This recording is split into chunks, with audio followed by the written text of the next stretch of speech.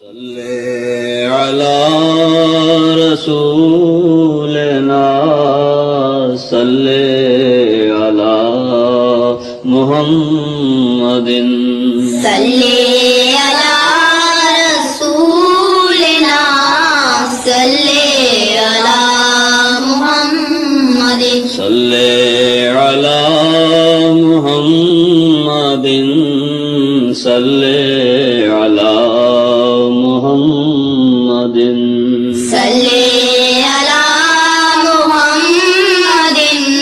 صل على محمد صل على محمد صل. الله أكبر الله أكبر الله أكبر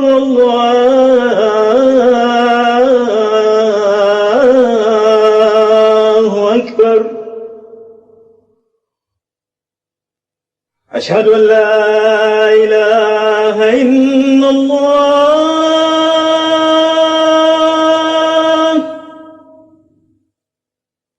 أشهد أن لا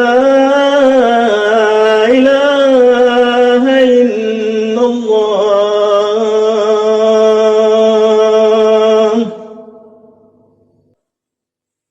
أشهد أن محمدا رسول الله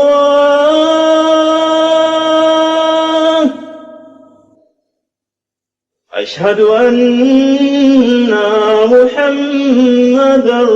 رسول الله.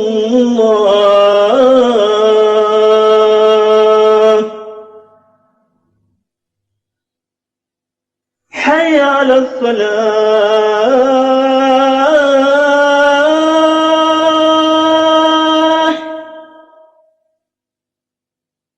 حي على الصلاة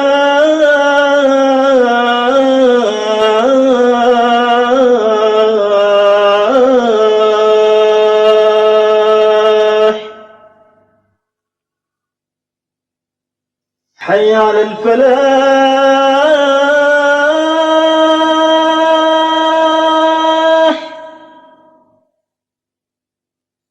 حي على الفلاح.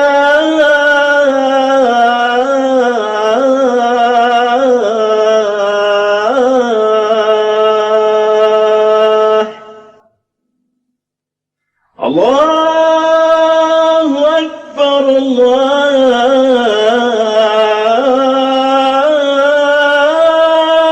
الله أكبر. لا إله إلا الله.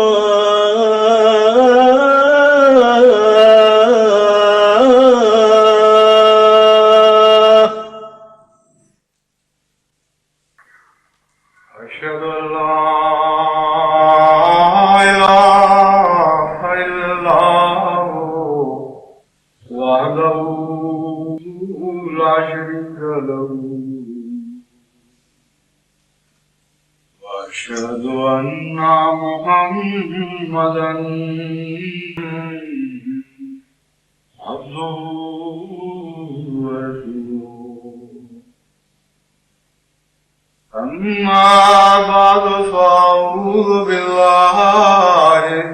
من الشيطان الرجيم. بسم الله الرحمن الرحيم. الحمد لله رب العالمين الرحمن الرحيم مالك يوم الدين. إياك نعبد وإياك نستعين. اهدنا الصراط المستقيم صراط الذين أنعمت عليهم غير المغضوب عليهم ولا الضالين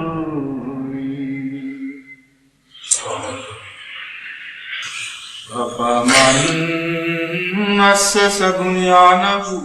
على تقوى من الله ورضوان خير أمن أسس بنيانه على شفا جرف هار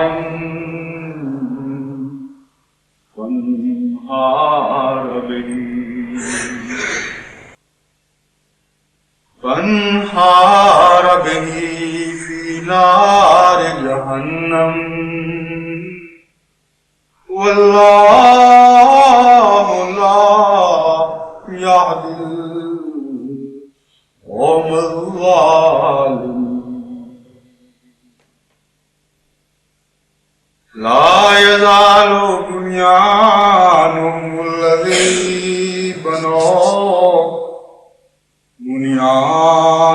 الذي بنوا ريبة في قلوبهم الآن تقطع قلوبهم والله عليم إن الله اشترى من المؤمنين أنفسهم وأموالهم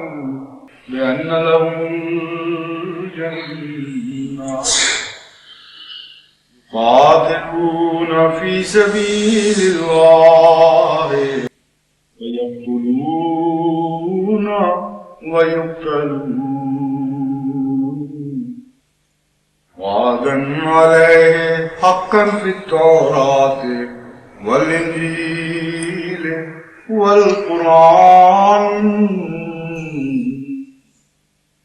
ومن أوفى بعهده من الله فاستبشروا ببيعكم الذي بايعتم به وذلك هو الفوز العظيم.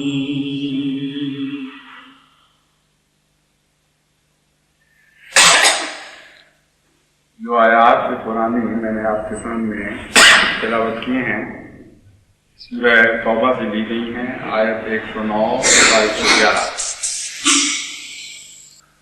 ان میں اللہ تعالیٰ یہ بیان فرماتا ہے وہ لوگ جو خدا کے تقوی پر اپنے کاموں کی بنیادیں استوار کرتے ہیں،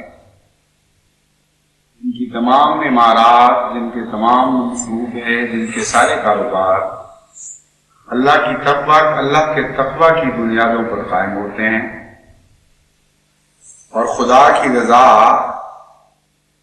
سے طاقت حاصل کر کے آگے بڑھتے ہیں۔ کیا ایسے شخص بہتر ہیں یا وہ جن کی بنیادیں ایک ایسے کمزور کنارے پر، ریت کے کنارے پر قائم کی گئی ہوں جو آگ کا کنارہ ہو؟ بس وہ ایسے کنارے پر قائم کردہ بنیادیں اپنے اوپر قائم کرنے والی عمارتوں سمیت اور ان کے مکینوں سمیت ان کو لے کر جہنم میں جا پڑتی ہیں۔ واللہ لا یہدی القوم الظالمین، اور اللہ تعالیٰ ظالموں کی قوم کو ہدایت نہیں دیتا۔ یہاں خدا تعالیٰ نے اسس بنیانہ علی التقوی نہیں فرمایا بلکہ تقوی من اللہ و رضوان فرمایا ہے، جو عام قرآنی اسلوب سے ایک مختلف اسلوب ہے، اور اس میں ایک بڑی گہری حکمت ہے۔ یہاں مراد یہ نہیں ہے کہ انسان اس تقوی پر بنیادیں قائم کرتا ہے جو تقوی کسی حد تک اس کے اختیار اور بس میں ہے، بلکہ یہاں ایک خوشخبری کے رنگ میں مومنوں کا نقشہ یہ کھینچا گیا ہے کہ اللہ تقوی من اللہ ہے، ان کی بنیادیں، ان کی عمارتیں ایسے تقوی کی بنیاد پر قائم ہوتی ہیں جو اللہ تعالیٰ کی طرف سے ان کو عطا ہوتا ہے، یعنی انسان کی طرف سے اس میں کسب کا کوئی اتنا حصہ نہیں ہوتا جتنا خدا تعالیٰ کی عطا اور رحمت کا حصہ ہوتا ہے۔ اس مضمون پر غور کرنے سے پتہ چلتا ہے کہ قوموں پر دو قسم کے حالات آتے ہیں، ایک وہ جس میں تقوی محنت اور کسب سے کمایا جاتا ہے، اور ایک وہ حالات جبکہ خدا کے فضل کی طرح، خدا کی رحمت کی بارش کی طرح تقوی آسمان سے برستا ہے۔ جماعت احمدیہ اس وقت ایسے ہی دور میں داخل ہے، کیونکہ خدا تعالیٰ کے احسانات کے جو کرشمے ہم دیکھ رہے ہیں، جو نیکیاں دلوں کو عطا ہو رہی ہیں، جو اللہ تعالیٰ کی رضوان کی محبت دلوں میں بڑھ رہی ہے، جو عبادات کا ذوق و شوق پیدا ہو رہا ہے، جو حیرت انگیز پاک تبدیلیاں پیدا ہو رہی ہیں جماعت میں، اس میں جماعت کے کسب کا کوئی حصہ نہیں، کسی بھی انتظامی کوشش یا جد و جہد کا کوئی حصہ نہیں، یہ تقوی من اللہ ہی ہے، خالصتاً آسمان سے خدا کے فرشتے وہ تقوی قلوب پر نازل فرما رہے ہیں، جس کے نتیجے میں خدا تعالیٰ نئے نئی عظیم الشان عمارتوں کی خوشخبری دے رہا ہے، ایسے عظیم الشان کاموں کی بنیادیں قائم کر رہا ہے اس تقوی کے اوپر، جس کے نتیجہ میں جماعت خدا تعالیٰ کے فضل کے ساتھ ایک بالکل نئے انقلابی دور میں داخل ہو جائے گی۔ تقوی من اللہ و رضوان، ان دونوں کو اکٹھا اس طرح بیان کرنا صاف ظاہر فرماتا ہے کہ یہ دور جب قوموں پر آتا ہے کہ تقوی برسنے لگتا ہے ان پر اور خدا کی رضا نازل ہو رہی ہوتی ہے، ایسے دور کے میں بعض ایسے بدقسمت بھی پیدا ہو رہے ہوتے ہیں جو خدا کے ان پاک بندوں کو مٹانے کی کوشش کرتے ہیں۔ ایک طرف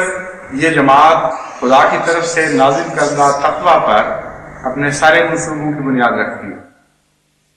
اور دوسری طرف ان کو مٹانے کے ناپاک منصوبے اس حسد کی آگ پر مبنی ہوتے ہیں جو ان کی ترقی کو دیکھ کر دلوں میں بھڑک رہی ہوتی ہے، اور اس آگ ہی میں یہ جا پڑتے ہیں، بنا کر اسی آگ کا ایندھن بنا دیے جاتے ہیں۔ فرمایا ان دونوں حالتوں میں سے کون سی تم قبول کرو گے؟ یہ تو انسان کے بس میں ہے کہ جب دو راستے اس کو دکھا دیے جائیں تو جو اپنے لیے پسند کرے اسے اختیار کر لے۔ ان آیات نے اتنا کھلا کھلا نقشہ کھینچ دیا ہے آج کل کے حالات کا کہ ایک انسان جس میں کچھ بھی بصیرت ہو اس کے لیے اپنے لیے نجات کا رستہ اختیار کرنا کوئی مشکل کام نہیں رہتا، لیکن جیسا کہ ان آیات سے ظاہر ہوتا ہے بدقسمتی سے جب ایسے وقت آتے ہیں تو لوگوں کی آنکھوں کا نور بھی ظاہر ہو جاتا ہے، اور وہ آگ کی تپش ان کے دل و دماغ کی طاقتوں کو ختم کر دیتی ہے۔ نتیجتاً اللہ تعالیٰ فرماتا ہے لا یزال بنیانہم الذی بنوا ریبۃ فی قلوبہم الا ان تقطع، کہ پھر وہ جو عمارتیں بناتے ہیں، جو منصوبے بناتے ہیں اور عمارتیں تعمیر کرتے ہیں، ان کے اندر اندرونی طور پر رخنے پیدا ہونے شروع ہو جاتے ہیں، ان کے اندر دراڑیں آنے لگ جاتی ہیں،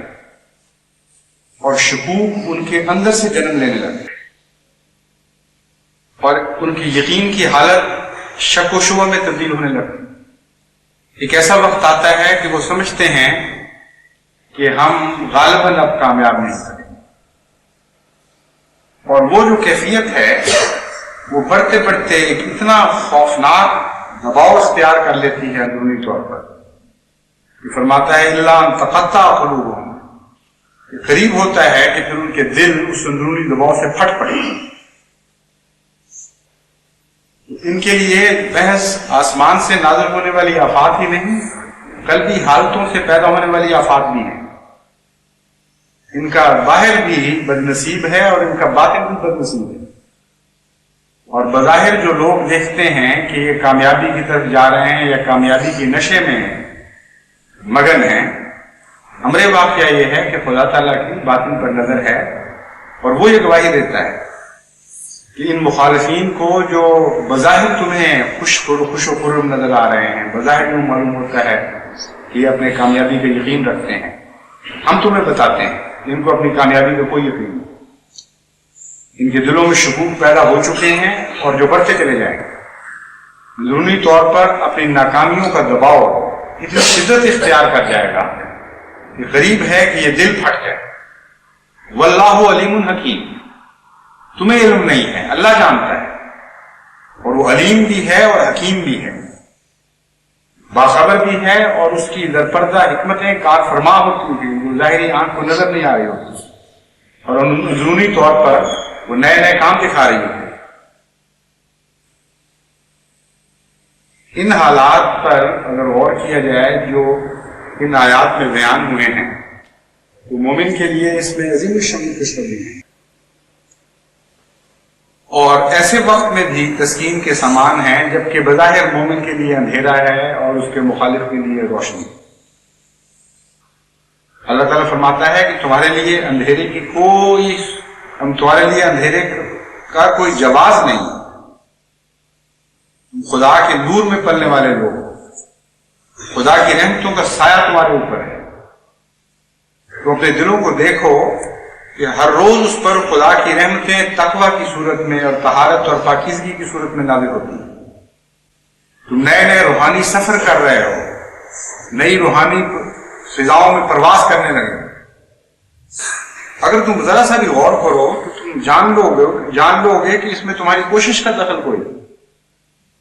محض خدا کا فضل ہے جو تم پر نازل ہو رہا ہے. اس کے بعد تمہارے لیے مایوسی کی کون سی گنجائش ہے؟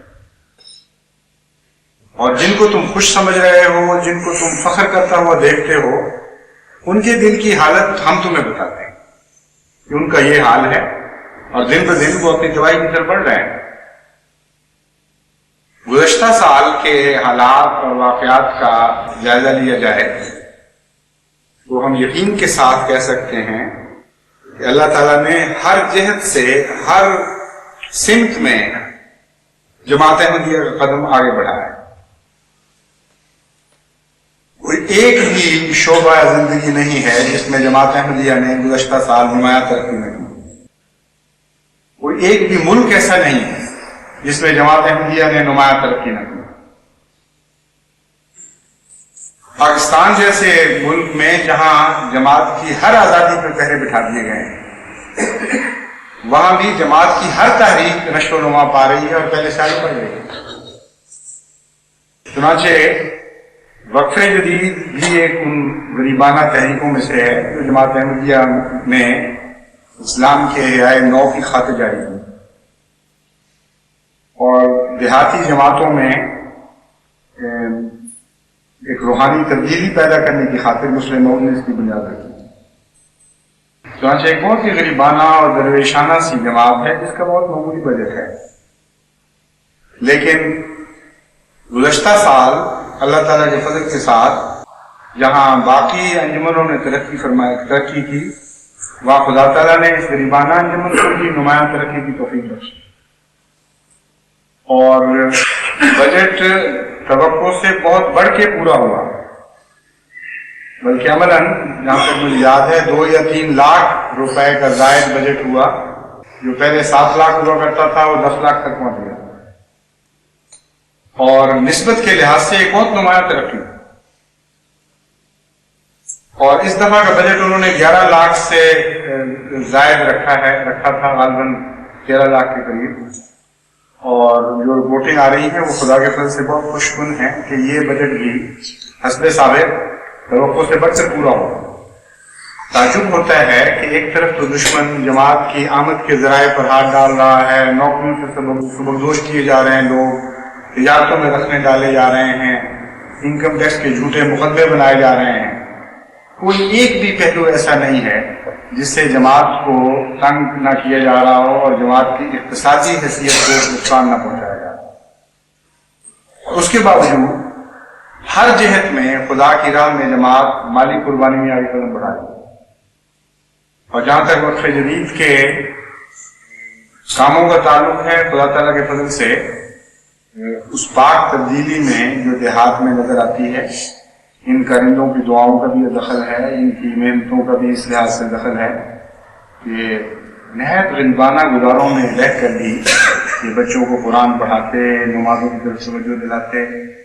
اور بڑی محنت کے ساتھ بڑے مشکل حالات میں صبر اور شکر کے ساتھ گزارا کر رہے ہیں۔ تو اللہ تعالیٰ اس تحریک کو اور بھی ترقی دے،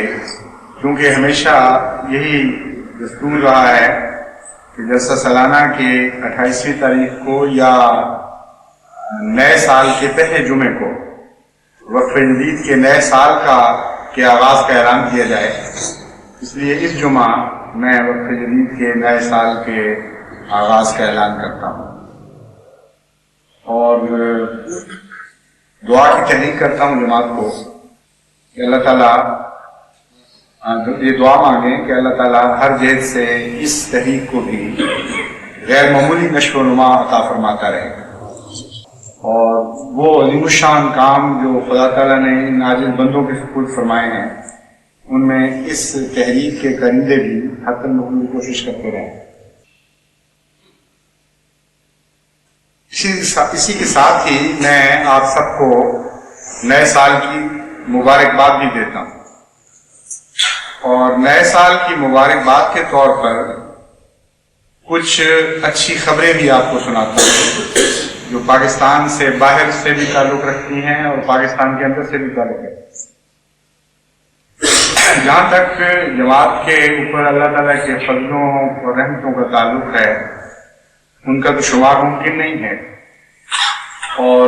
جتنے شعبے جماعت کے کام کر رہے ہیں ان سب کا ذکر کر کے اگر خدا تعالیٰ کے بے شمار فضلوں کو سمیٹنے کی کوشش کی جائے تو وہ بھی ایک خطبہ جمعہ میں تو ممکن ہی نہیں ہے۔ اس سے پہلے جب جلسہ سالانہ کی اجازت ہوتی تھی، دوسرے دن کی تقریر میں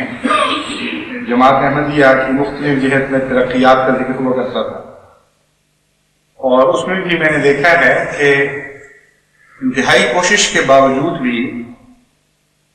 پچھلے 2 سالوں کا تجربہ تو یہ ہے کہ کبھی بھی پورے واقعات نوٹس کے مطابق بیان نہیں کر سکا، اور حالانکہ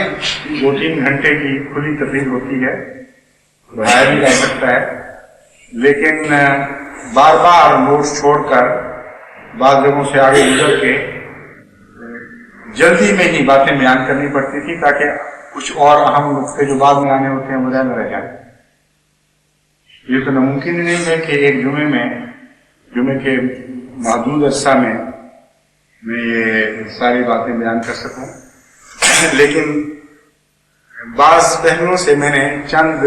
چیزیں صرف اخذ کی ہیں تاکہ جماعت احمدیہ کو جو شوق ہے ہمیشہ سے خوشخبریاں سننے کا، اللہ تعالیٰ ان کے دل راضی کرے اور ان کو بتائے کہ یہ جو گزشتہ سال گزرا ہے یہ کسی لحاظ سے بھی پہلے سالوں سے کم نہیں آیا بلکہ بہت ہی زیادہ برکتیں لے کے آیا۔ سب سے پہلی بات تو یہ ہے کہ تبلیغ کے معاملے میں جماعت میں ایک عظیم الشان ولولہ پیدا ہو گیا ہے پچھلے سال، اور کوئی ایک بھی ملک ایسا نہیں ہے جہاں نئے داعی اللہ پیدا نہیں ہو رہے، اور کثرت کے ساتھ ان کی کوششوں کو پھل لگنے لگے ہیں۔ نئی جماعتیں خدا تعالیٰ نے عطا فرمائی ہیں، نئے ملکوں میں اللہ تعالیٰ نے جماعت کا پودا لگایا ہے، اور بعض ملکوں میں تو جماعتوں کے طور پر جس کو فوج در فوج کہتے ہیں اس طرح لوگ داخل ہوئے ہیں۔ اور چونکہ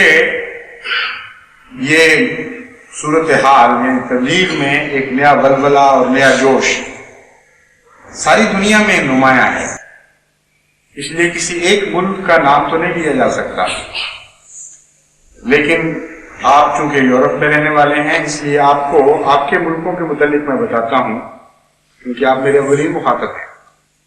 انگلستان میں بھی یہ پاک تبدیلی بڑے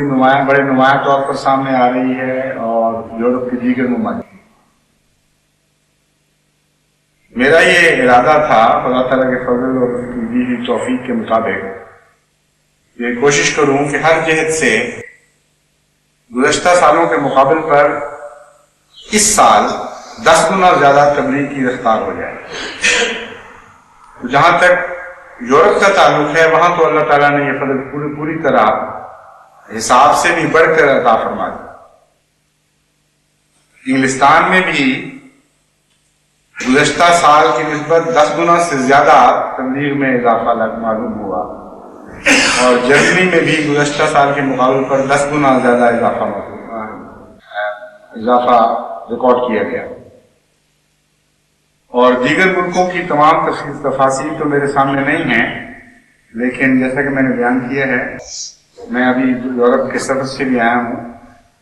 حیرت انگیز طور پر نوجوانوں میں تبلیغ کی لگن اور جوش ہے، اور طبیعتیں مائل ہو رہی ہیں اس طرح۔ اس لیے میں خدا کے فضل سے امید رکھتا ہوں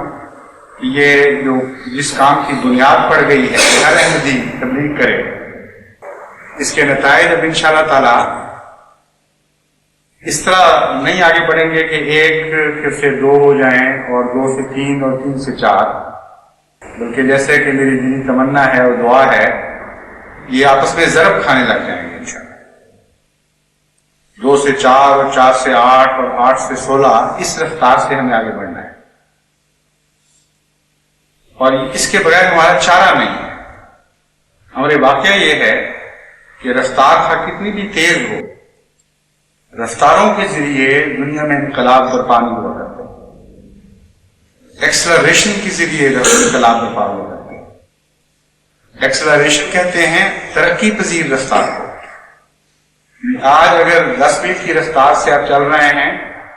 تو کل 10 میل کی رفتار سے نہیں بلکہ گزشتہ 10 میل جمع اور 10 میل یعنی 20 میل کی رفتار سے آپ چل رہے ہیں، اور اس سے اگلے سال 20 میل کی رفتار سے نہیں چلیں بلکہ 20 جمع 10 میل اور۔ اس تدریجی رفتار کو انگریزی میں ایکسلریشن کہتے ہیں، اور دنیا میں جتنا بھی کارخانہ قدرت چل رہا ہے اس کی بنیاد خدا تعالیٰ نے ایکسلریشن پر رکھی ہے، کہ بنیادی طور پر آخری انرجی کی جو صورت ہے وہ گریویٹی ہے، گریویٹیشن یعنی زمین کی قوت جاذبہ یا مادے کی قوت جاذبہ۔ اس کے نتیجے میں جس کو کشش ثقل بھی کہا جاتا ہے، اس کے نتیجے میں خدا تعالیٰ ایکسلریشن پیدا کرتا ہے، اور جتنی انرجیز کی مختلف شکلیں ہیں، وہ بجلی ہو یا مغناطیس ہو یا کوئی اور شکل، وہ بالآخر اسی آخری شکل کی مجموعہ منت ہیں، اور اسی کی مختلف بدلی شکل صورتیں ہیں۔ جب خدا تعالیٰ نے اپنے نقشے کی بنیاد ایکسلریشن پر رکھی اور ہمیں متوجہ فرمایا ہے کہ تم قانون قدرت پر غور کرو اور اس سے نصیحت پکڑو اور میری سنت کے راز معلوم کرو اور میرے طریق سیکھو، تو روحانی دنیا میں بھی نئی عظیم الشان تخلیقات کے لیے، نئے کارخانے جاری کرنے کے لیے لازم ہے کہ ہم خدا کی اس بتائی ہوئی خدا کی اس جاری کردہ سنت پر غور کریں اور اسی کو اپنائیں۔ بس آئندہ سال کے لیے اگر یہاں ہندوستان میں مثلا 1 سال میں 60 ہوں اور جرمنی میں 110 یا 120 اور ہو جائیں تو یہ تو اسٹیگنیشن کی علامت ہو، ایک مقام پر کھڑے ہو جانے والی بات ہے۔ اگر 10 داعی اللہ یہاں پیدا ہوئے تھے تو اگلے سال کم سے کم 20 ہونے چاہیے یا اس سے بھی زیادہ،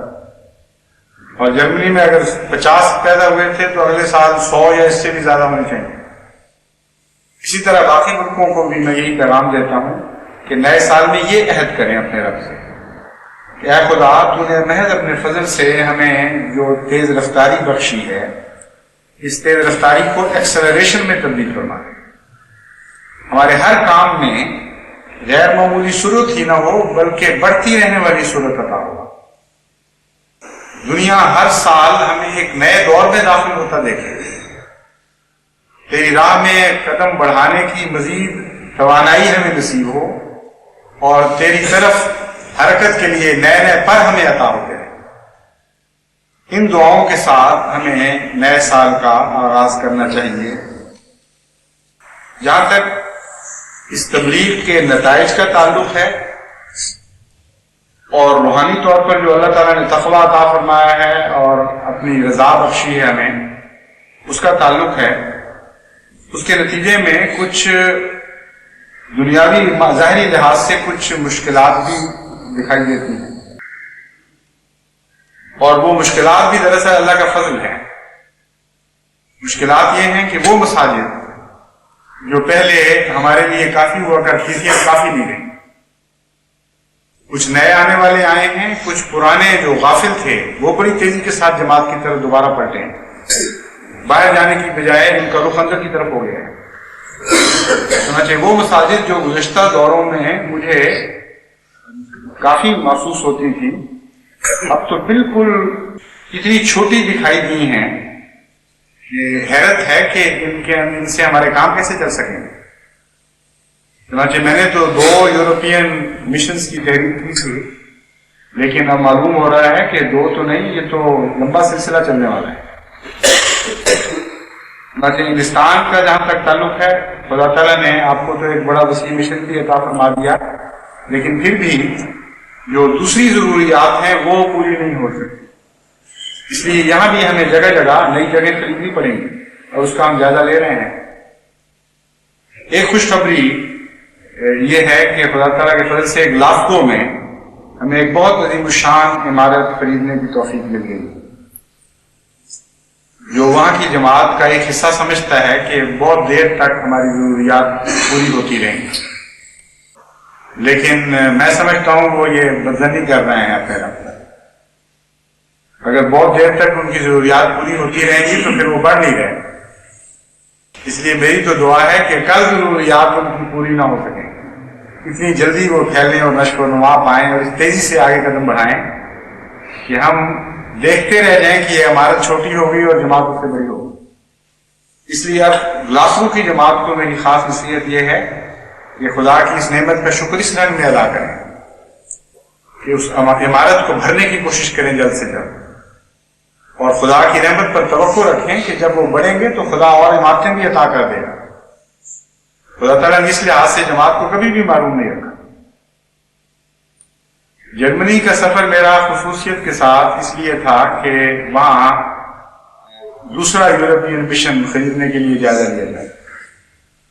لیکن جہاں ہم ہالینڈ میں اترے وہاں کی مسجد دیکھ کر ہمیں تعجب ہوا کہ ہالینڈ کی مسجد بھی چھوٹی ہو گئی۔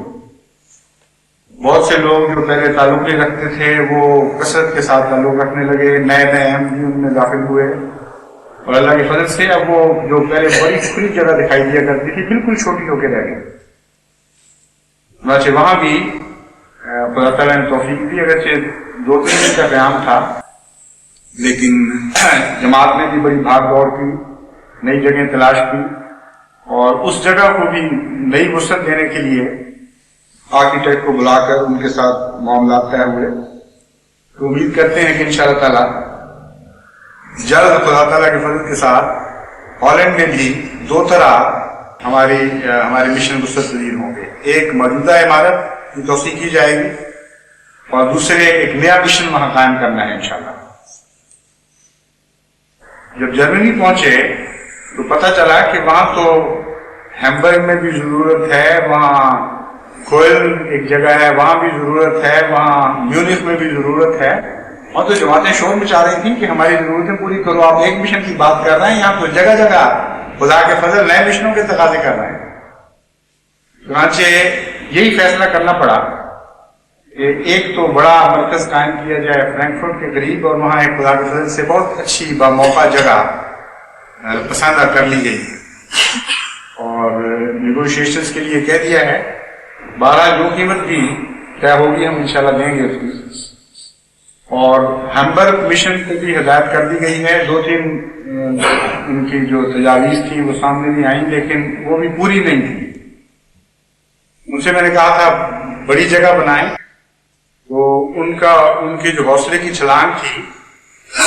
یہ اسی وجہ سے کہ شاید اگلی 5 سال کی یا 10 سال کی ضرورتیں ہماری پوری ہو جائیں گی، انہوں نے چھوٹی جگہ تجویز کر دیا. ان سے میں نے کہا ہے کہ آپ کتنے سال پھل کھاتے رہے ہیں گزشتہ لوگوں کی محنت کا، اب ان کا شکریہ ادا کرنے کا تو یہ طریق ہے. آئندہ ارادہ یہ کریں کہ گویا آئندہ 20 سال 30 سال کی ضروریات کے لیے آپ کو کشادہ جگہ لیں گے، اور دعا یہ کریں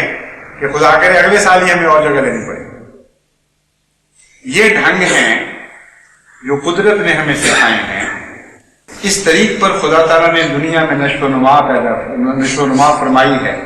اور یہ جاری قوانین ہیں اللہ تعالیٰ کے جن کے نتیجے میں تمام کائنات ترقی پذیر. اس لیے ان خدا تعالیٰ کے اس جاری سنت کو دیکھ کر ان سے جب ہم زندہ رہنے کے اسلوب سیکھتے ہیں تو پھر یہی نتائج سامنے آتے ہیں جو میں آپ کے سامنے سنا رہا ہوں. سوئٹزرلینڈ گئے تو وہاں بھی جگہ بہت چھوٹی نظر آئی، اگرچہ وہاں بہت زیادہ مہنگائی ہے، لیکن پھر بھی ہمیں جو فوری ضروریات ہماری ہیں وہ تو بہت پوری کرنی ہے. یعنی سوئٹزرلینڈ میں انگلستان کے مقابل پر 10 گنا سے بھی زیادہ قیمتیں ہیں جگہ. بہرحال ایک جگہ تو زمین کے ان کا مطالبہ تھا کہ ہمیں جلد لے کے دی جائے. ان سے تو میں نے کہا ہے کہ آپ لوگ تبلیغ میں جو سست ہیں اس لیے ابھی آپ کا حق نہیں ہے، آپ پہلے اپنا حق قائم کریں. ہر ایم جی میں ایک جذبہ اور جوش پیدا ہو، پھر انشاءاللہ تعالیٰ جہاں سے مرضی روپیہ لانا پڑے ہم آپ کی ضرورت پوری کر دیں گے. لیکن ابھی ان کو 1 سال کی میں نے مہلت دی ہے، اس لیے فی الحال سوئٹزرلینڈ میں سوائے پرانے مشن کی کچھ توسیع کے اور کوئی پروگرام نہیں. جب فرانس آئے تو معلوم ہوا کہ وہاں بھی جماعت میں ایک حیرت انگیز تبدیلی ہے. ہم تو سمجھا کرتے تھے کہ وہاں 10-15 کی ایک کمزور سی جماعت ہوگی، لیکن جب جمعے پہ ہم اکٹھے ہوئے تو صرف مرد ہی 65 تھے خدا کے فضل سے، اور عورتیں اس کے علاوہ بھی تھیں، اور جو خدمت کرنے والی خواتین تھیں جو سب کا خیال رکھ رہی تھیں، کھانا وغیرہ پکاتی تھیں اور ہر قسم کی خدمت کر رہی تھیں، ان میں ایک یورپین خاتون بھی تھی جو حیرت انگیز اخلاص سے دن رات محنت کر رہی تھی. وہاں تو ایک بالکل نیا نقشہ نظر آیا جماعت کا. وہاں خدا کے فضل سے پیرس کے ایک بہت اچھے علاقے میں جو صاف ستھرا اور معاشرے کے لحاظ سے بھی صحت مند علاقہ ہے، وہاں ایک بہت اچھا مشن خرید لیا گیا ہے. اللہ تعالیٰ جماعت کو مبارک فرمائے، اور انشاءاللہ تعالیٰ اس کی جو قانونی ٹرانزیکشن ہے وہ بھی 1-2 مہینے کے اندر ہو جائے گی. اللہ کی فضل سے سودا ہو چکا ہے، پختہ رقم پر ایک حصہ ادا کر دیا گیا ہے اور دوسرا موجود ہے. اسی طرح ایک اور جگہ بھی وہاں جائزہ لینے کی ہدایت کر دی گئی ہے تاکہ فرانس میں 1 نہیں بلکہ 2 مشن قائم کیے جائیں. جہاں تک بیرونی دنیا کا تعلق ہے، اخلاص کا حال دیکھیں، تبلیغ کا ذوق و شوق دیکھیں، عبادتوں کا شوق دیکھیں، نئے نئے مشنز کا قیام دیکھیں. کس لحاظ سے یہ سال برا گزرا ہے؟ ہمارے واقعہ یہ ہے کہ اتنے غیر معمولی فضل ہر سمت سے خدا تعالیٰ کی طرف سے نازل ہوئے ہیں کہ اس کا شکر ادا کرنے کا حق بھی ہم، شکر ادا کرنے کی طاقت ہم نہیں رکھتے، یہ حق ادا نہیں کر سکتے. اس لیے خدا کی رحمت کے سامنے سر جھکاتے ہوئے پرانے سال کی دہلیز سے گزرے اور نئے سال میں داخل، اور خدا کی رحمت کے حضور یہ سر پھر بلند اٹھے نہ کریں، کیونکہ جو خدا کے حضور شکرانے کے طور پر اپنے سر جھکاتے ہیں انہی کو ہمیشہ سر بلندیاں عطا ہوگا. اور میں امید رکھتا ہوں کہ خدا کے فضلوں میں بھی اسی طرح ایکسلریشن آئے گی انشاءاللہ. جتنی آپ اپنی کوششوں میں ایکسلریشن کریں گے، اللہ کی ہمیشہ سے یہ تقدیر جاری ہے کہ بندے کے تھوڑے کے مقابلے پر اپنا بہت زیادہ ڈالتا ہے. ایک غریب آدمی تھوڑا سا جب پیش کیا کرتا ہے کسی امیر کو تو اتنا تو نہیں لوٹایا کرتا، اتنا تو اگر وہ لوٹائے تو بڑا ہی گھٹیا کام سمجھا جاتا ہے، بہت ہی حقیر بات سمجھا۔ اللہ نے اپنے بندوں کو اگر یہ فطرت عطا فرمائی ہے تو آپ تصور نہیں کر سکتے کہ خدا تعالیٰ کا رد عمل کس قسم کا ہوتا ہے۔ حضرت صلی اللہ علیہ وآلہ وسلم نے مختلف طریق پر ہمیں سمجھایا، اور خلاصہ اس کا یہ ہے کہ آپ ایک معمولی سی حرکت کرتے ہیں، اس کو خدا تعالیٰ ایک لامتناہی حرکت میں تبدیل کر دیتا ہے، اتنے فضل جاری فرماتا ہے کہ اس کو آپ گن نہیں سکتے، ان کو آپ سمیٹ نہیں سکتے۔ جہاں تک پاکستان کے حالات کا تعلق ہے، ان کے فیض سے بھی یہاں آپ کے اندر روحانی تبدیلیاں ہو رہی ہیں۔ یعنی اگر آپ غور کریں ان ساری ترقیات کا منبع اور مرکز پاکستان میں پیدا ہونے والا دکھ ہے۔ اس لیے آسان تکرہوا شیئا وہو خیر لکم کا ایک عجیب منظر ہے جو ہم دیکھ رہے ہیں۔ جس طرح تمام دنیا کی توانائی جو اس نظام شمسی میں ہم دیکھتے ہیں یہ سورج سے نازل ہو رہی ہے، اسی طرح ہر قسم کی توانائی کے بعض مراکز ہوا کرتے ہیں۔ یہ جو توانائی ساری دنیا میں جماعت احمدیہ میں پھیل رہی ہے، اللہ کے فضل کے ساتھ اس کا مرکز پاکستان کے احمدیوں کے دکھوں میں ہے۔ وہی فرانس میں ایک فرانس کے مقامی باشندے جو خدا کے فضل سے مخلص احمدی ہیں، انہوں نے ایک سوال کیا جس کے نتیجے میں ان کو سمجھا رہا تھا کہ اس دور میں خدا تعالیٰ نے کس کس قسم کے فضل کیے ہیں، میں نمونے ان کو بتا رہا تھا۔ ایک میں نے ان کو یہ بتایا کہ بڑی کوششیں کی گئیں بعض ہمارے کبھی خدا احمدیہ کی طرف سے، کبھی انصار اللہ کی طرف سے، مختلف نظاموں کی طرف سے، لیکن کئی ایسے تھے بیچارے نوجوان جو قابو ہی نہیں آتے تھے تربیت کے لحاظ سے، کبھی نماز کے قریب بھی پھٹکا کرتے ہیں۔ ہر قوم میں کمزور ہوتے ہیں، ہمارے اندر بھی کمزور تھے، لیکن کوشش کے باوجود ہماری پیش نہیں جاتی۔ میں نے ان کو بتایا کہ اب یہ دیکھیں کہ کیسے ہم یہ کر سکتے تھے، ہمارا تو اختیار ہی نہیں تھا۔ ایسے ایسے نوجوان مجھے خط لکھتے ہیں، اور سینکڑوں کی تعداد میں، بلکہ 1000 کے لگ بھگ اب تک خط ہو چکے ہوں گے ایسے، جنہوں نے یہ اطلاع دی ہے کہ ہم جو نماز کے قریب بھی نہیں پھٹکا کرتے تھے، ہم اب تہجد گزار ہو گئے ہیں۔ جب میں یہ واقعہ ان کو بتا رہا تھا تو اللہ تعالیٰ نے ان کے لیے ازدیاد ایمان کا یہ سامان پیدا فرما دیا کہ میرے پہلو پہ دائیں طرف جو نوجوان بیٹھا ہوا تھا وہ ایک دم بور پڑا کہ میں بھی ان میں سے ہی، میرا بھی یہی حال۔ اب اللہ کے فضل سے میں تہجد پڑھتا ہوں، میں چندوں میں آگے آ گیا ہوں، میں قربانیوں میں آ گیا ہوں، تبلیغ کا شوق مجھ میں پیدا ہو گیا ہے۔ حیران رہ گیا وہ نوجوان کو فرانس سیسی احمدی دیکھ کر کہ کس طرح خدا تعالیٰ فوراً گواہ بھی پیدا فرما دیتا ہے۔ اور پاکستان کے اندر جو تبدیلیاں ہیں وہ اس سے بہت زیادہ ہیں، کیونکہ وہ اس توانائی کے مرکز کے قریب تر بسنے والے لوگ ہیں۔ غموں کی جو شدت وہ محسوس کرتے ہیں، جو تمازت ان کے دلوں پر پڑ رہی ہے، آپ تو دور سے اس کا نظارہ کر کے اپنے اندر یہ تبدیلیاں محسوس کر رہے ہیں، تصور نہیں کر سکتے کہ ان کے دلوں پر کیا گزر رہی ہے، اور کس طرح یہ آگ ان کے جواہر کو، ان کے قلبی جوہروں کو کندن بناتی چلی جا رہی ہے۔ اور صرف یہی نہیں بلکہ آسمان سے کثرت کے ساتھ فضل نازل ہو کر ہر جگہ ان کے ایمان کو بڑھانے کا موجب ہو رہے ہیں۔ صرف کردار کی پاک تبدیلی نہیں ہے بلکہ نشانات بھی ان پر نازل ہو رہے ہیں۔ عزم کے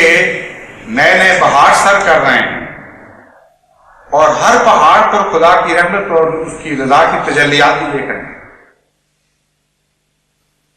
بے شمار ایسے واقعات ہیں جن میں سے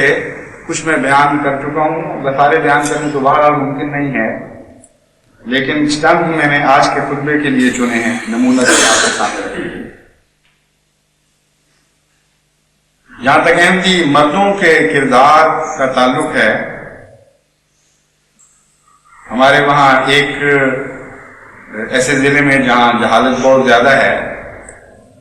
وہاں چند نوجوانوں کو محض اس جرم میں پکڑا گیا کہ انہوں نے اذانیں دی، یا انہوں نے السلام علیکم کہا، یا انہوں نے مسلمانوں کی طرح بہیو کیا یا تبلیغ کی.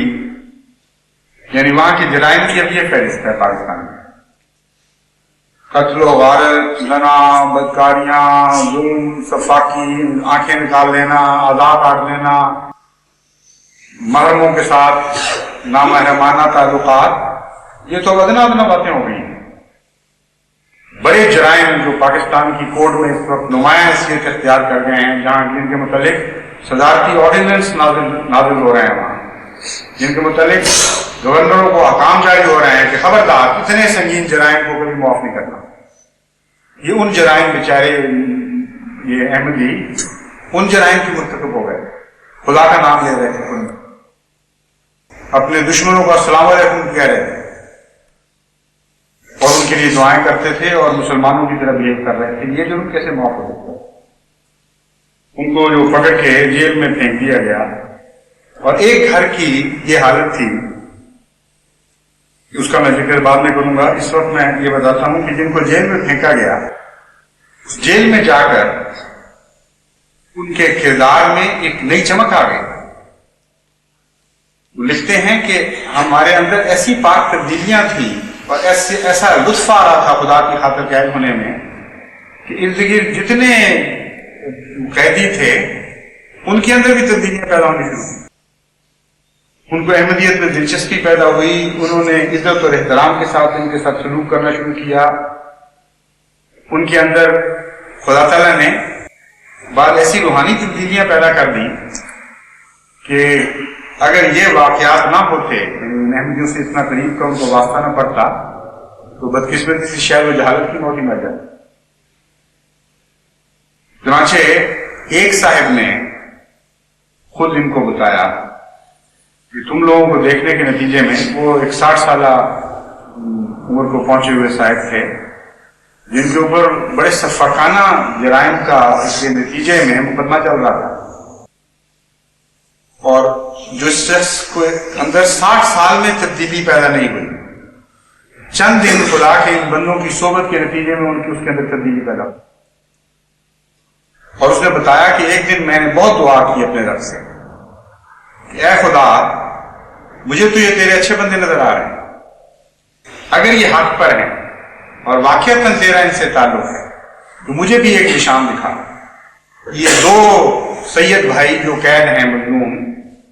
کل ان کو رہا کروا دے تو پھر میں مانوں گا کہ ہاں ان کا بھی کوئی خدا ہے، اور پھر میں مانوں گا کہ واقعی یہ تیرے مقرر ہیں. رات کو دعا کر کے سوئے اور صبح 5:30 بجے اٹھ کر جا کر ان کو خوشخبری دی کہ آج تم آزاد ہو جاؤ. اور 10 بجے اسی دن جیل کا دروازہ کھلا ہوا تھا اور وہ جیل سے باہر جا رہے تھے. اس پر لکھنے والا وہ بھی احمدی قید تھا ساتھ، اس نے کہا کہ میں ان کے پاس گیا، میں نے سوال کیا کہ کیسا عجیب واقعہ ہوا. اس نے کہا رات مجھے خدا تعالیٰ نے خواب میں خبر دے دی تھی کہ ہم نے تیری دعاؤں کو قبول کر لیا اور صبح کو یہ رحمت کا نشان دیکھے گا.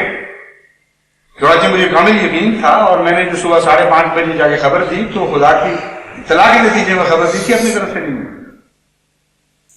عجیب بات ہے، عجیب حال ہے ان لوگوں کا بیچاروں کا جو خطبوں کو چور بنا کر جیلوں میں پھینک رہے ہیں، اور یہ جیلوں میں معصوم جانے والے ان کے چوروں کو بھی خطب بنا رہے ہیں. یہ ہے عظیم الشان روحانی انقلاب جو برپا ہو رہا ہے. یہ صاحب جو اس قید میں تھے یہ بتاتے ہیں کہ ہم 4 بھائی ہیں، ایک چھوٹا ہے اور 3 بالغ، اور تینوں بھائیوں کو کسی قسم کے الزامات کے نتیجے میں پکڑ کے جیل میں بھیج دیا گیا. اور ماں کا ایک بھائی ہے، اس کو بھی ساتھ ہی جیل میں بھیج دیا گیا، یعنی ان کے ماموں کو. چنانچہ وہ رستہ بستہ گھر اس طرح خالی ہو گیا کہ سوائے ماں کے اور ایک نابالغ بچے کے گھر میں کوئی نہیں رہا. یعنی کوئی مرد ایسا نہیں تھا جو ان کی دیکھ بھال کر سکے. کہتے ہیں اس وجہ سے جب ہمیں خدا تعالیٰ نے آ کے نجات بخشی قید سے، وہ ہم ڈرتے ڈرتے گھر میں داخل ہوئے کہ ماں کو پتہ نہیں کس حال میں دیکھیں گے۔ جب گھر میں گئے تو دیکھا کہ ماں تو پہلے سے بھی زیادہ خوش تھی اور بڑی اچھی صحت اور بڑے حوصلے میں تھی۔ وہ کہتے ہیں میں نے اپنی ماں سے پوچھا کہ یہ کیا میں دیکھ رہا ہوں؟ 3 جوان بیٹے تیرے اندر چلے گئے، بھائی بھی قید ہو گیا اور تیرے چہرے پہ اثر ہی کوئی نہیں، کہ عجیب ماں ہے۔ اس نے کہا بیٹا تجھے نہیں پتا چل میرے ساتھ کیا ہوا۔ جب تو پکڑ کے لے گئے تو وہ رات ایک ایسی دردناک عذاب کی رات تھی، اس کا پہلا حصہ کہ تم تصور نہیں کر سکتے۔ رو رو کے میں ہلاک ہو رہی تھی، گریہ ازاری کر رہی تھی، وویلا کر رہی تھی کہ کیا ہو گئی اس میں۔ اسی طرح روتے روتے میری آنکھ لگ گئی تو خواب میں اللہ تعالیٰ نے ایک بزرگ صورت انسان کو بھجوایا اور اس نے پیار اور دلداری کا سلوک نہیں کیا۔ اس نے آتے ہی مجھے بڑی سختی سے ڈانٹا کہ اے عورت تو کیا کر رہی ہے، خبردار جو آئندہ ایک بھی آنسو بہائے، تو مجاہدوں کی ماں ہے اور تیرے ساتھ خدا ہے۔ پھر یہ حرکت کہتے ہیں خواب نہیں تھی، کوئی ایسی طاقت تھی جس نے دل پر قبضہ کر لیا، اور اس کے بعد تو ایک لمحہ کے لیے بھی مجھ پہ نہ اداسی آئی نہ خوف پاس کھٹکا۔ میں تو مزے کی زندگی گزارتی رہی ہوں، تو مجھے کس حال میں دیکھنا چاہتے ہیں؟ جن کے مردوں کا یہ حال ہو اور خدا اس طرح ان کے لیے رحمت کے نشان دکھا رہا ہو، جن کی عورتوں کا یہ حال ہو اور خدا اس طرح ان کے لیے رحمت کے نشان دکھا رہا ہو، ان کا کون سا نقصان کا سودا ہے؟ اور بچوں کا حال بھی کسی سے پیچھے نہیں رہا، ان کے اندر بھی عجیب و غریب تبدیلیاں، معصوم تبدیلیاں پیدا ہو رہی ہیں، اور اس میں بھی نہ ماں باپ کا دخل ہے، نہ میرا نہ آپ کا، کسی تنظیم کی کوشش کا دخل نہیں۔ میں خدا کے فضل سے ان کے دلوں پر بھی تقویٰ برس رہا ہے اور خدا کی رضا نازل ہو رہی ہے۔ ایک احمدی ماں نے اپنے بچوں کا کہ کھیلوں کا قصہ سنایا اور مجھے بڑا خوش آیا۔ میں نے کہا دیکھو ہمارے بچوں کی کھیلیں بھی باقی سب بچوں سے مختلف ہو گئی۔ ایک ان کے بچے کہتی ہیں کہ وہ کھیل رہے تھے تو قافلہ بنایا ہوا تھا جمعہ کے لیے، کاروں کا قافلہ جس طرح جایا کرتا تھا، اور سارے مستعد ہو کے کھڑے انتظار کر رہے تھے کہ کب جمعے پہ خلیفہ وقت آئیں اور وہ پھر اذان کی آواز بلند ہو۔ اتنا انہماک تھا ان کے چہروں پر، ماں کہتی ہے کہ بے اختیار میرے آنکھوں سے آنسو جاری ہو گئے۔ اتنی سنجیدگی تھی، اتنا احترام تھا کہ میں حیران تھی کہ اللہ نے میرے بچوں کو کیا کر دیا ہے۔ بیٹی پوڑیوں سے کھیل رہی تھی، ہمسایوں کی بچیوں کو بلا کے، اچانک اس سے کچھ خیال آیا، اور 3 سال کی عمر کی بچی ہے چھوٹی سی، تو کہا اب ٹھہر جاؤ، اب ہم دعا کرتے ہیں کہ اللہ تعالیٰ اپنے فضل سے جماعت کے ابتلا دور کرے اور فتوحات نازل فرمائے اور ہمارا امام واپس آ جائے۔ اور اس چھوٹی سی بچی نے ہاتھ اٹھائے دعا کے لیے، اور ساری بچوں نے دعائیں شروع کر دی۔ وہ کہتی ہیں کہ میں حیران تھی کہ اس گھر میں کیا واقعہ ہو رہا ہے، میں نے نہیں سکھایا، میرے خامد نے نہیں سکھایا، یہ آسمان سے ہی کچھ تربیت ہو رہی۔ اور کہتی ہیں مجھ سے برداشت نہیں ہوا، پھر میں روتے روتے جا کے اپنے رب کے حضور سجدے میں گر گئی کہ اللہ تیری کیسی فضلوں کی بارش ہو رہی ہے۔ ہم نے کہاں طاقت تھی کہ ہم اپنے بچوں کی اس طرح تربیت کر سکیں، ان کے دل میں تو گھس گیا ہے، تو بیٹھ گیا ہے ان کے سینوں میں، اور تو اپنے فضل سے خود ان کی تربیت کر رہا ہے۔ یہ ایک احمدی بچے کا ایک عجیب واقعہ ہے، اور اس کے ساتھ بھی ایک عجیب احمد کا نشان وابستہ ہے۔ ایک صاحب کہتے ہیں کہ مجھے محض احمدیت کی بنا پر گھر کے مالک نے نکلنے کا نوٹس دے دیا، اور بہت محنتیں کی، سمجھایا، مگر وہ کسی طرح مانا نہیں، اور جب گھر تلاش کیے تو کوئی گھر نہیں ملتا تھا۔ تو ایک دن میں نے اپنے بچوں کو اکٹھا کیا اور ان سے کہا کہ دیکھو ہمیں یہ کہتے ہیں کہ تم احمدیت کو چھوڑ دو تو ہم تمہیں اچھے مکان دیں گے، تمہیں محل عطا کریں گے، اور اگر نہیں تو پھر جھونپڑوں میں جا کے رہو, تمہارے لیے گھروں میں کوئی جگہ نہیں. میں نے بڑی سنجیدگی سے بچوں کو مخاطب کر کے ان سے پھر یہ سوال کیا کہ اب میں تم پر چھوڑتا ہوں کہ تم فیصلہ کرو کہ احمدیت کے کو چھوڑ کر اچھے محل چاہیے یا تم میرے ساتھ اور اپنی ماں کے ساتھ جھونپڑیوں میں رہنا پسند کرو. کہتے ہیں منہ سے بات ختم نہیں ہوئی کہ بچے چیخ اٹھے, ہم جھونپڑیوں میں رہیں گے, خدا کی قسم ہم جھونپڑیوں میں رہیں گے, ہم احمدیت کو کبھی نہیں چھوڑیں گے.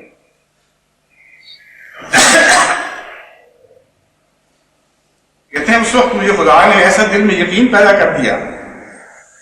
میں ان کی ماں کے پاس گیا اور میں نے کہا کہ میں تمہیں خوشخبری دیتا ہوں کہ سارا مکان کا فکر تمہارا ختم ہو. آج ان بچوں کے دلوں نے ایک فیصلہ کیا ہے جسے آسمان نے قبول کر لیا ہے, اور تم دیکھنا کہ خدا ان کو کبھی جھونپڑیوں میں نہیں جانے. اس کے بعد ایک عجیب واقعہ ہوا. وہ واقعہ خود اپنی ذات میں ایک نشان ہے, اور اس سے پتہ چلتا ہے کہ کوئی مکان کا ملنا کوئی حادثاتی چیز نہیں تھی, بلکہ خالصتاً اللہ تعالیٰ کے تصرف کے نتیجے میں ایک اور نشان پر بنا کرتے ہوئے ان کو وہ مکان ملا. کہتے ہیں ایک دو دن کے اندر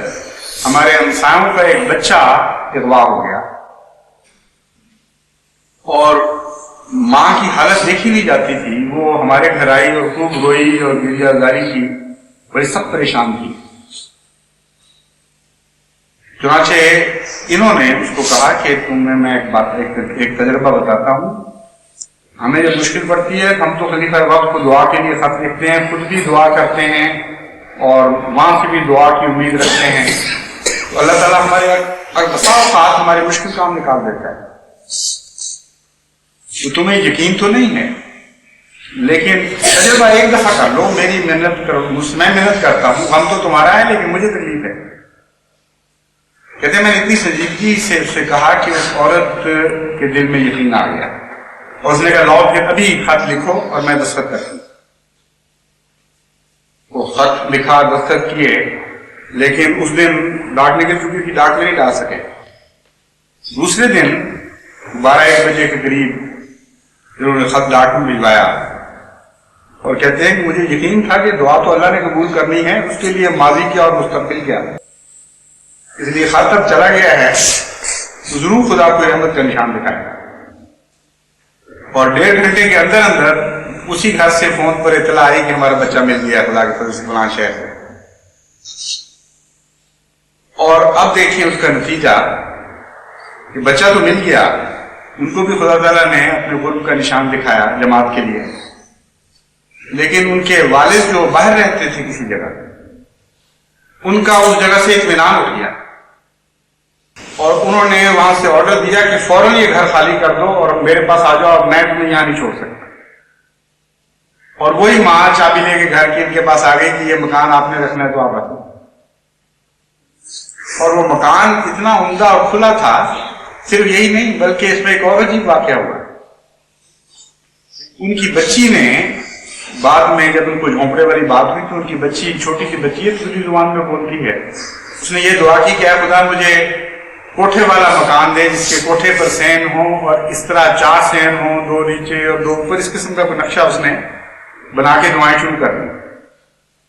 اور کہتے ہیں کہ جب وہ گھر میں داخل ہوئے تو حیران رہ گئے یہ دیکھ کے, اور میری اور میری بیوی کی تو خدا کے حضور شکر اور جذبات تشکر اور حمد سے روتے ہوئے چیخیں نکل گئی کہ جن لفظوں میں بیٹی دعا مانگ رہی تھی اسی طرح بالکل اسی نقشے کا مکان اللہ تعالیٰ نے ہمیں عطا فرمایا. تو جماعت احمدیہ تو خدا کے فضلوں کے سائے تلے آگے بڑھنے والی جماعت ہے. ایک جگہ تم ظلم کا سایہ ڈالتے ہو تو چاروں طرف اللہ کی رحمت کا سایہ روشنی کر دیتا ہے ہمارے لیے. ایک جگہ تم آگ بھڑکاتے ہو اور ہر طرف خدا کی رضا کی جنتیں ہمیں عطا ہونے لگتی. تمہاری تلواروں کے سائے کے نیچے بھی ہمارے لیے تسکین قلب رکھ دی گئی. تم کون ہوتے ہو ہمیں مٹانے والے؟ تمہاری حیثیت کیا ہے؟ خدا کے کاروبار تو کبھی بندوں سے رکے نہیں ہیں, نہ رک سکتے ہیں. ایک طرف جماعت احمدیہ ہے کہ جس کو مخاطب کر کے حضرت مسیح موعود علیہ الصلوۃ والسلام فرماتے ہیں، اور مبارک کو اس جماعت کو کہ آج جماعت اس دور میں داخل ہو رہی ہے کہ واقعی ان الفاظ کو سن کر یوں محسوس ہوتا ہے کہ حضرت مسیح موعود علیہ الصلوۃ والسلام نے آپ کو دیکھ کر اپنے سامنے رکھ کر یہ الفاظ فرمائے۔ آپ فرماتے ہیں، اے میرے عزیزو، میرے پیارو، میرے درخت وجود کی سرسبز شاخو، جو خدا تعالیٰ کی رحمت سے جو تم پر ہے میرے سلسلہ بیت میں داخل ہو اور اپنی زندگی، اپنا آرام، اپنا مال اس راہ میں فدا کر رہے۔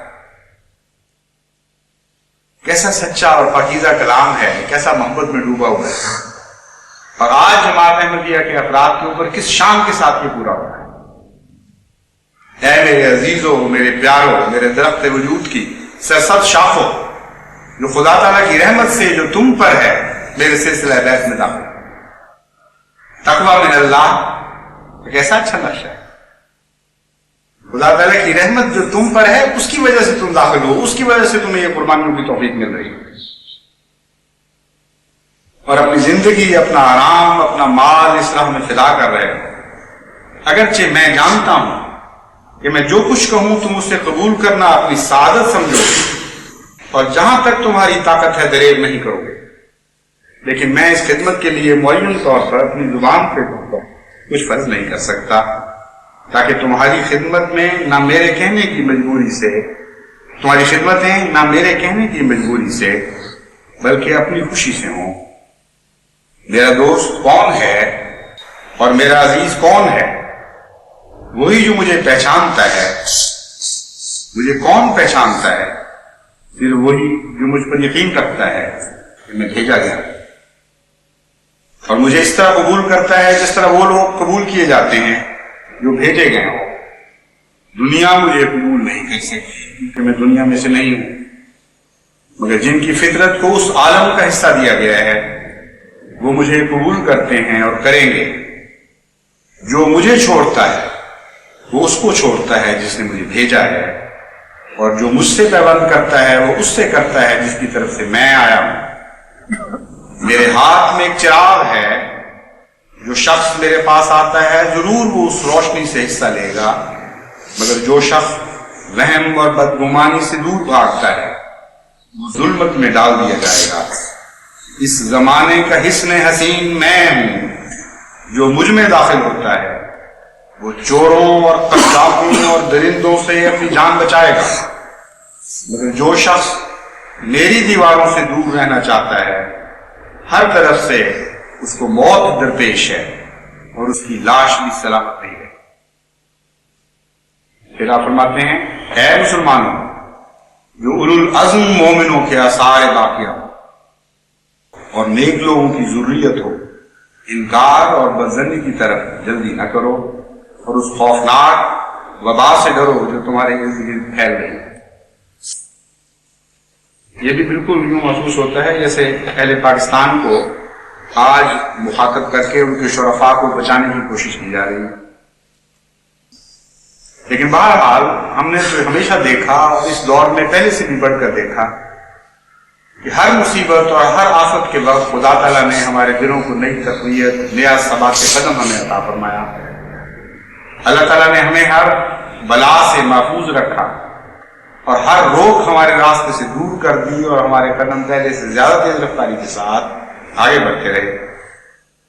جہاں تک ہمارے مخالفین کا تعلق ہے، ان کو میں حضرت مسیح موعود علیہ الصلوۃ والسلام کی زبان میں مخاطب کر کے یہ کہتا ہوں، آسمان پر ایک شور برپا ہے اور فرشتے پاک دلوں کو کھینچ کر اس طرف لا رہے ہیں۔ روک سکتے ہو تو روک کے دیکھ لو، تمہاری کچھ پیش نہیں جائے گی۔ وہ سعید روحیں جو خدا کے فضل سے اس کے فرشتوں کی تحریک پر جماعت کی طرف مائل ہو رہی ہیں اور پہلے سے بڑھ کر مائل ہو رہی ہیں، وہ جوق در جوق اسلام میں آتی چلی جائیں گی، کوئی نہیں ہے جو ان کے قدم روک۔ آسمان پر ایک شور برپا ہے اور فرشتے پاک دلوں کو کھینچ کر اس طرف لا رہے ہیں۔ اب اس آسمانی کارروائی کو کیا انسان روک سکتا ہے؟ بھلا اگر کچھ طاقت ہے تو روکو، وہ تمام مکر و فریب جو نبیوں کے مخالف کرتے رہے وہ سب کرو اور کوئی تدبیر اٹھا نہ رکھو، ناخنوں تک زور لگاؤ، پھر دیکھو کہ کیا بگاڑ سکتے۔ خدا کی قسم تم کچھ بھی جماعت احمدیہ کا نہیں بگاڑ سکتے۔ تمہاری نسلیں مخالفتوں پر ایک دوسرے کے بعد ناکامی کی موت مرتی رہیں گی، لیکن جماعت احمدیہ ہمیشہ اللہ کے فضلوں اور رحمتوں کے سائے آگے سے آگے، آگے سے آگے، آگے سے آگے بڑھتی رہے۔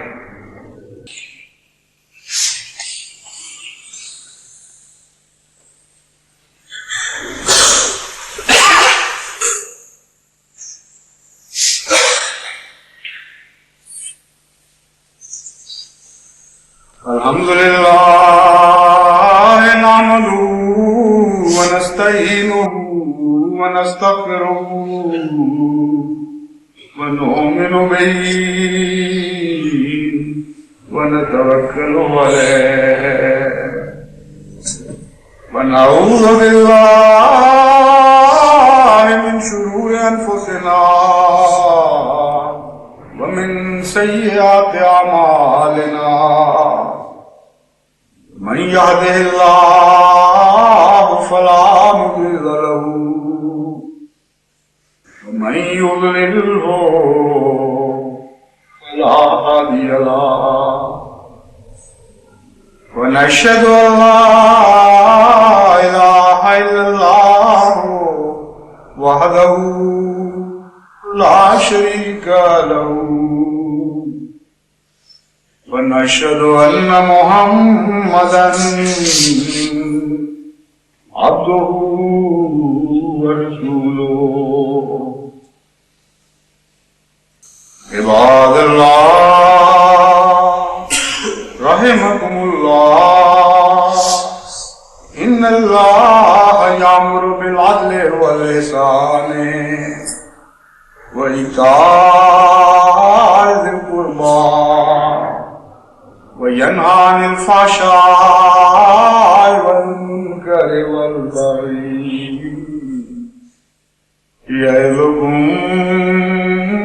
لعلكم تذكرون اذكروا الله يذكركم وادعوه يستجب لكم